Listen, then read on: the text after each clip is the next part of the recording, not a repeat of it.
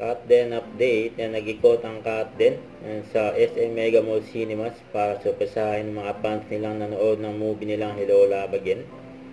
Kitang-kita naman gaano kataas ng energy ng Katden kapag magkasama sila. You know? And congrats sa Katden. Sa post ni MJ Felipe, pinonggat niya ang Katden. Ayan, nasa parking lot sila. Thank you! Thank you, MJ! 85 million first day. Grabe yun, Hello Love Again.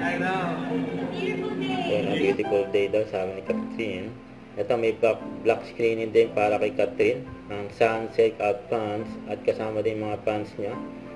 Ayan, group picture pa nga sila. Ito yung message ni So Catherine. again, ulit-ulit ako magpapasalamat for doing this block screening, for your continued trust and support.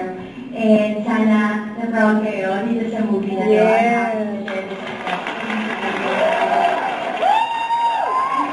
So it's really here.